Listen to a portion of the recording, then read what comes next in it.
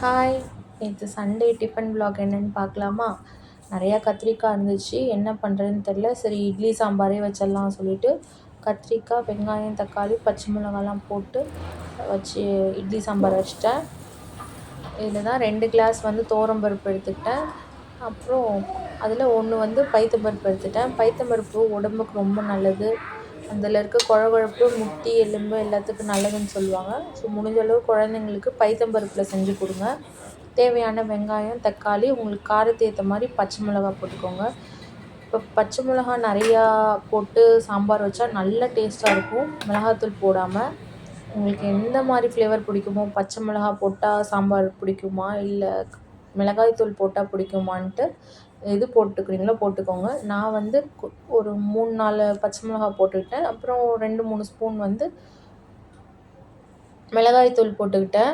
பருப்பு நல்லா கழுவி போட்டு அதிலே நம்ம அரிஞ்சு வச்ச காயெலாம் வெங்காயம், தக்காளி, பச்சை மிளகா, கத்திரிக்காய், கூட கேரட், உருளைக்கிழங்கு இந்த மாதிரி எது இருந்தாலும் போட்டுக்கலாம். நல்லா சூப்பர் டேஸ்ட்டாக இருக்கும் இட்லி சாம்பார் சாப்பிட்றதுக்கே.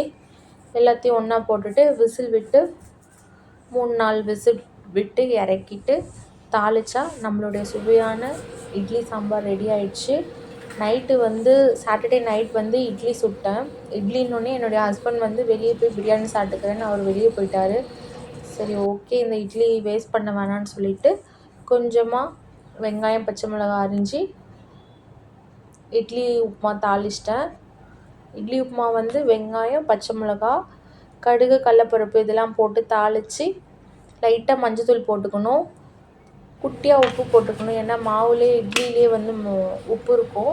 அதனால் குட்டியாக உப்பு போட்டுட்டு எல்லாத்தையும் ரொம்ப நல்லா வதக்கிட்டு சாப்பிட்டா இதுவும் நல்லா டேஸ்ட்டாக இருக்கும் இட்லி உப்புமா. எல்லோரும் கொஞ்சம் இட்லி உப்புமா, மாவு தோசை ஊற்றி லைட்டாக வெங்காயம் ஆம்லேட் போட்டு சாம்பார் ஊற்றி டிஃபன் அதோடு சாப்பிட்டு முடிச்சிட்டோம். மாமாவுக்கு கோதுமை தோசை ஊற்றினேன். ஏன்னா அவருக்கு சுகர் இருக்குது. அவர் மாவு தோசை இந்த மாதிரிலாம் காலையில் சாப்பிட மாட்டார். ஒன்று கோதுமை தோசை சாப்பிடுவார், இல்லைன்னா உப்புமா சாப்பிடுவார், கோதுமை உப்புமா. அவருக்கு தனியாக கோதுமை தோசை ஊற்றி ஆம்லேட் போட்டு வச்சு கொடுத்துட்டேன். நேற்று ரொம்ப டயர்டாக இருந்துச்சு. அதனால் மட்டன் குழம்பு கூட என்னால் வீடியோ எடுக்க முடியல. அதனால் லைவாக போட்டுட்டேன்.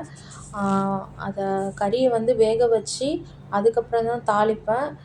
ரொம்ப டயர்டாக இருந்தனால கறியை அப்படியே வேக வைக்கிறதுலேயே வேக வைக்கிறதுக்கு முன்னாடியே தாளித்து அதுக்கப்புறம் அதிலே கறியை போட்டு அப்படியே விசில் விட்டு அப்படியே இறக்கிட்டேன். அதுவும் நல்ல ஃப்ளேவராக இருந்துச்சு, டேஸ்ட்டாக இருந்துச்சு.